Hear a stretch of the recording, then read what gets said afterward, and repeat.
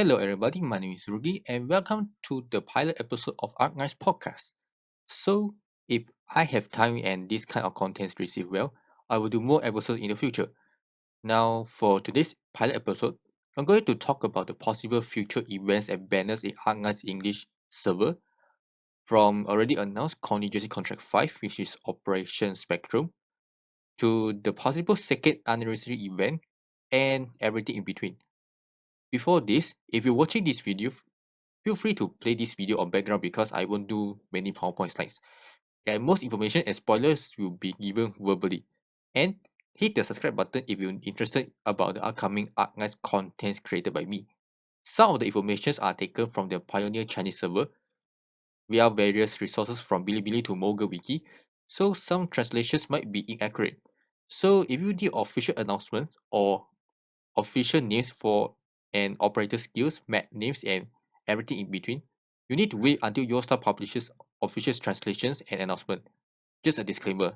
Now, back to the podcast. First of all, I am going to point out about contingency contract and what you should know. Earlier on October 25th, Arknights official released a post about the upcoming contingency contract. The caption is overcome all the challenges. It is all about saving more lives. Contingency contract will be back in mid-November with new updates. New medals set will be available. So, as usual from the previous seasons of contingency contract, there are 7 rotation maps and 1 permanent map, which makes up a total of 8 maps.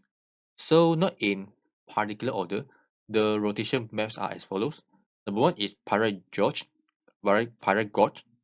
which was the permanent map of CC1 Operation Pirate. Second one is Deserted Factory, which was the permanent map of CC2 Operation Blade. Third one will be Windswept Highland, which was the permanent map of CC3 Operation Cinder. Number 4 is Abandoned Mine, which was the permanent map for CC4 Operation Let Steel. Number 5 is Harmony. Number 6, Area 6 Runes. And number 7, Lockdown Prison. Among these rotation maps, the Abandoned Mine will replace the Transfer Hub map, which spawns annoying bullies and fanatics.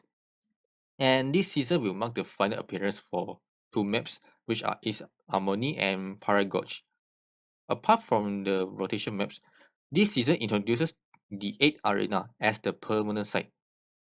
The 8 Arena consists of 5 spawn points for enemies, which are red boxes, and 2 exits, which are the blue. The map is divided into 2 sections, which are left and right.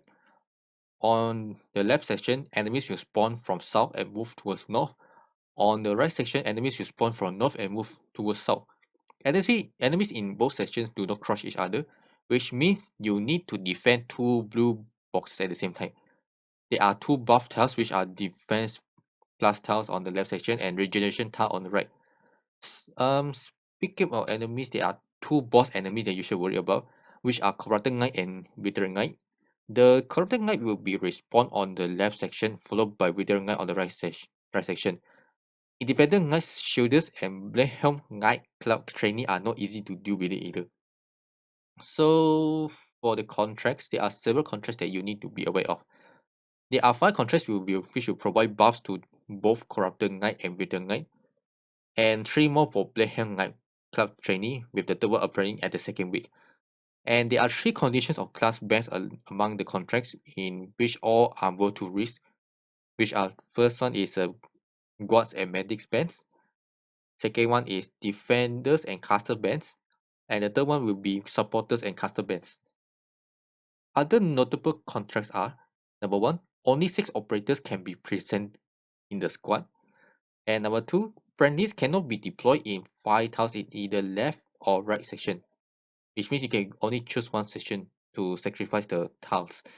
In summary, Contingency Contract 5 Operation Spectrum could be the most difficult season yet, as you are required to manage both sections at the same time. Let alone you need to face the 2 miserable guys like you how you play against them in Maria New Side Story, but without the laser beams. Done with the gameplay, let's talk about the Contingency Contract shop.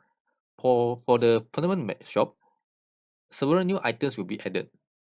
Blue Poison receives a new skin with worth 300 tokens to redeem, and I cannot deny that her skin is pretty awesome. After that is Blanta's skin, which is a rerun skin, I would say, because Melanta's skin was obtained through login during Heart of Surging Flame event. So for those who missed the original run of Heart of Surging Flame event, you can redeem her skin for 300 tokens as well. Aside from that, 4 Royal Specialty tokens and 1 Spectrum banner will be up for sale as well. For the temporary shop, some new elite materials will be up for grabs. Tier 4 and 5 materials like polymerization preparation, incandescent alloy blocks, crystalline circuit, and manganese trihydrate will be up for sale. And you will need a total of 1,705 tokens to get all of them. For tier 3 materials, there are 10 coagulating gels, 15 Lossic coals, and 15 sugar packs available in the shop. If you need in Thorns and Suzuran, this is a good news for you. Joint Operation Banner will return featuring Thorn, Suzuran, Nightingale, and VD as the only 6-star operators available. Also, if you're eager to recruit Elysium, this is the right banner to go for. So that's all about the information you should know about the Conditioning Contract 5 Operation Spectrum. And now I'm going to talk about strategies and advices to tackle the permanent map. So first of all, newcomers should not try very high risk because the operators are not in a sufficient level yet. Although you can search on YouTube and Bilibili to watch several veterans who tackle risk 18 without a large number of 6-star operators. And speaking of operators, Myrtle is a must. I made a video about why Myrtle is such a meta despite with the introduction of other flag bearers like Elysium and Selly. So feel free to check out the video through these video decisions. Other notable operators like Sutter, Calcit, and even Skadi the Correcting Heart or Skadi Outer come in handy while dealing with high risk. Overall, this will be another stressful 2 weeks, and wish everyone to try their best in this season. Now, moving on to the a couple of events which might be possible before the second anniversary. Not counting about reruns yet. Again, these are just my speculations and in my theory, so do not get everything for granted. So first we might have Preluding Lights, which is a story collection event. The event included 5 stages, and of course, challenge mode is available for each stage. This event also introduces 4 operators, which are Indigo, Bena, Kirara, and Carnelian. Bena will be available in the event shop, while the rest are featured in the Revolution Symphony banner. Indigo is a 4-star Mystic or Charge caster, as she is the second one after Iris. Her talent enables her to bind the target for 4 seconds with a certain level of probability, which is 12% on E1, 80% on E2. When her skill point is activated, Indigo could only attack in a straight line, much like Ifrit, but with her attack interval reduced to 80%. And when her skill 2 is activated, the talent activation will be increased to 1.5 times. While enemies will receive a certain level of arch damage every 0.5 seconds. In comparison to Iris, which is her 5-star counterpart, Indigo has a crowd control ability, thanks to her talent, and her TP cost is decent for a regular caster. Vena is a 5-star specialist and she introduces the new subclass to us, which is a Puppeteer class. A Puppeteer does not retreat when receiving little damage, but swaps to their Doppelganger or a Stun Double to continue fighting until the operator returns. The Doppelganger has a 0 block count, and I could say this is an interesting subclass because they are basically holding one deployment slot to fend off enemies. In Bena's case, her Doppelganger can deal arch damage while receiving reduced physical and arch damage. Bena's skills are basically buffing her attack while reducing her HP, and her Doppelganger will take her place once her HP falls beyond 0. And then we have Kirara, who shares the same trait as Ether and Manicore. Also a 5-star specialist, she could regenerate her health unlike her counterparts.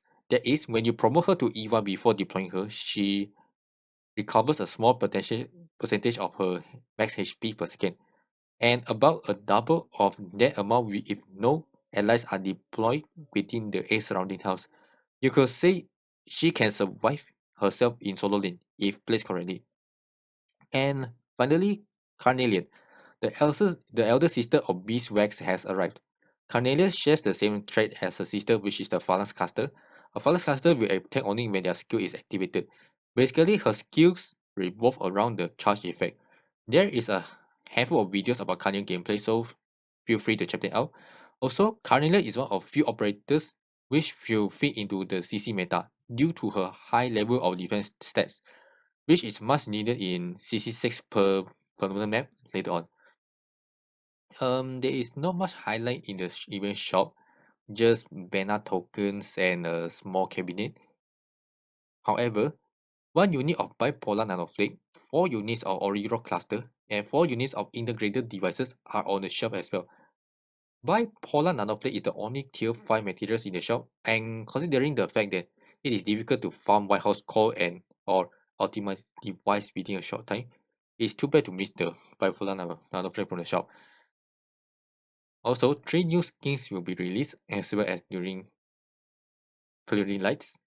This time, Taurus and Sutra will receive their skins for the first time, while Zima gets her second skin. It's not bad to see Taurus getting into a fight while in the shopping mode, isn't it?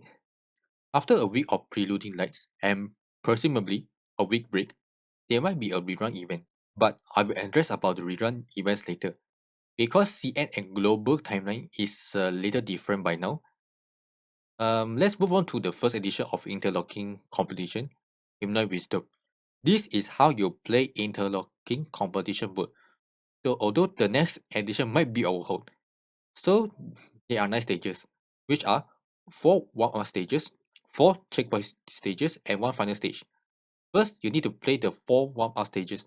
The level requirements are low. The highest is just E01 level 10. Then you are required to play the final stage first. After passing the final stage, the 4 checkpoint stages are unlocked simultaneously. And this is what the gameplay gets interesting. If you pass one of the checkpoint stages, the operators deployed are not allowed to be deployed elsewhere between the checkpoint stages and the final stage. Let's say I deploy Makrok, Torrens, Archeto, and Alysio in the first checkpoint stage, and once I succeed in that stage, the checkpoint stage, along with the operators within are considered as marked, and I cannot bring them to the final stage. The operators will remain in the same checkpoint unless you change your mind to redo the stage with different operators. So for each marked checkpoint stage, a mini boss will be unlocked in the final stage. The strategy is simple but is mostly applicable to veteran players only, which is a huge number of promoted operators are required to tackle the event as a whole.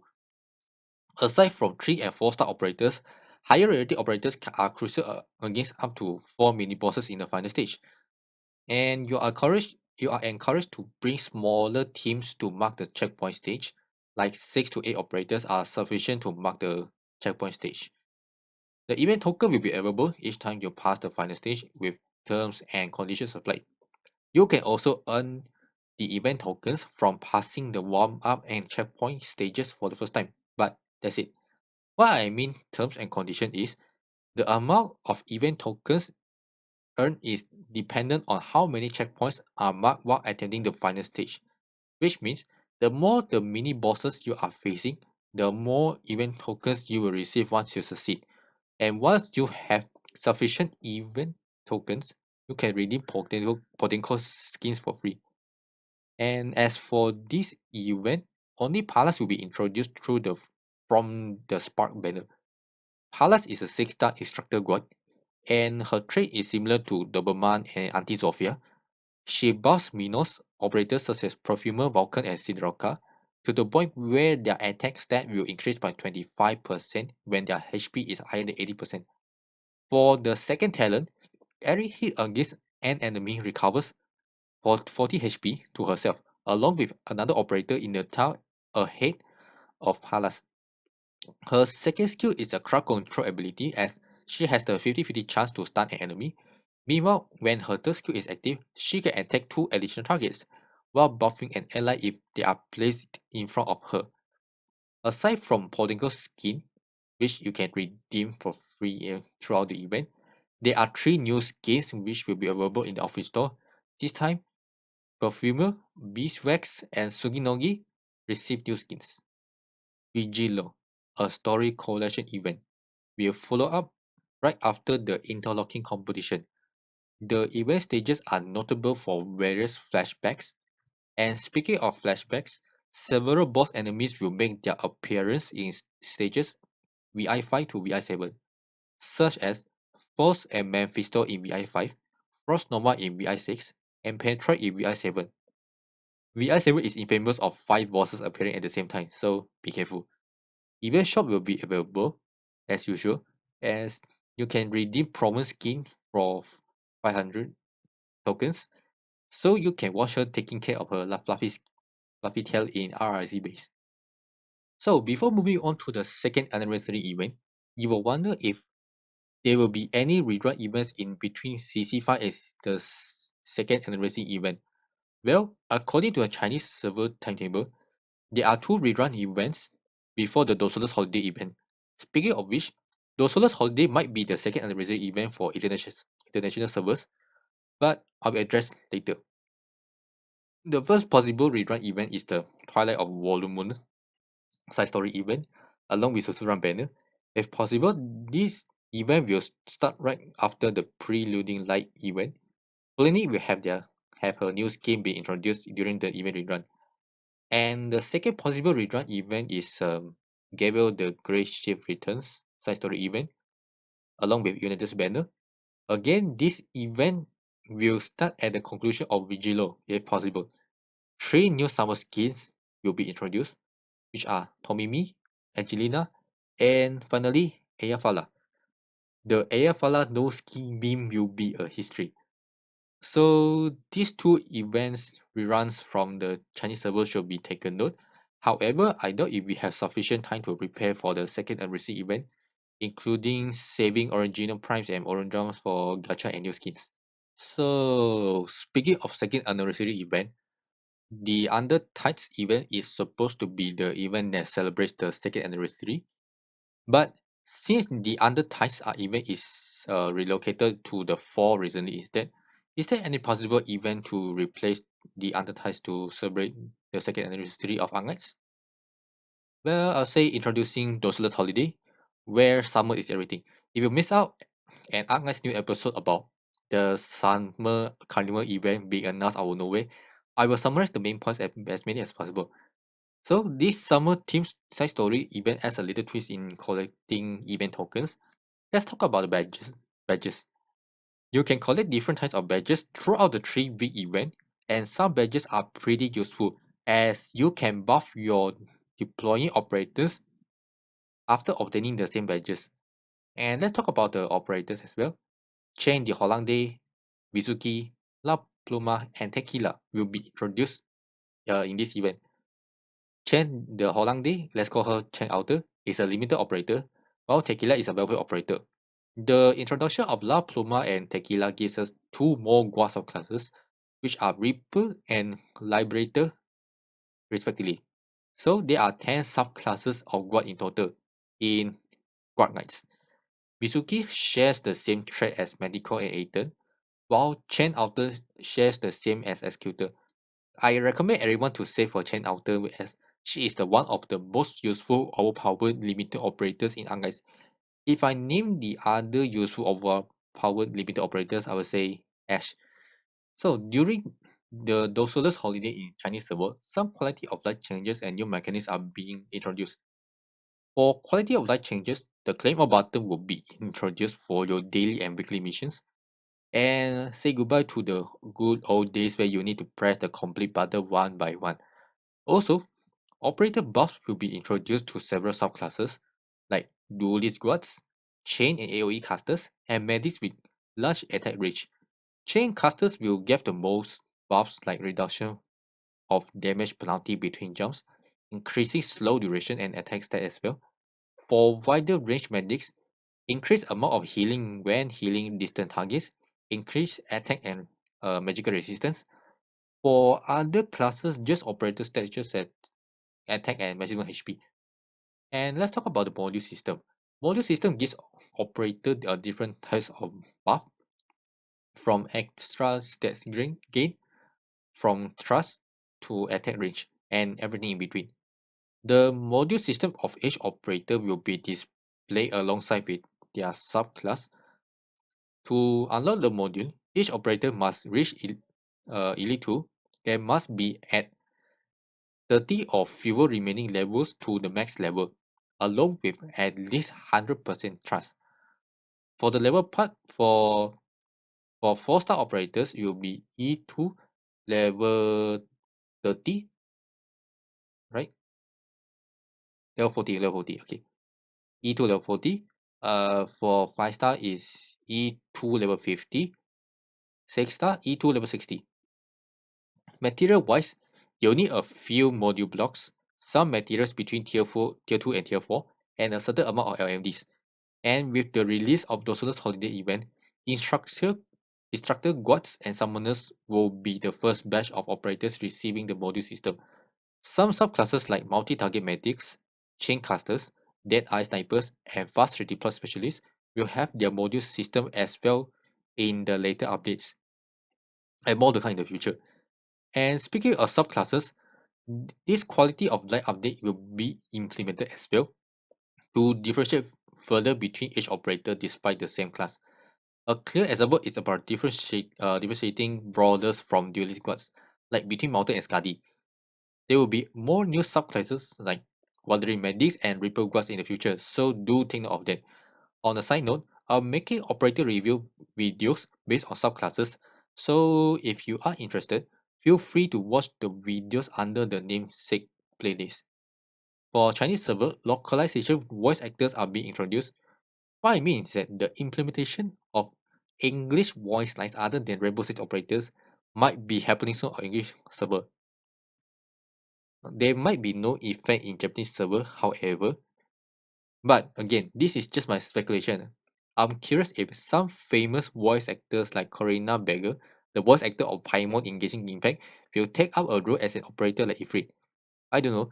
If Arknights reach a certain popularity level in English-speaking countries, then the implementation of English voice actors will not be a problem. And if you're not happy with this thing, you can switch the language freely between English and Japanese. Of course, switching voice lines of Rainbow Six operators is not an option. So that's all I could say about the future updates, new operators, new quality of life updates, and everything in between for the next 3 months.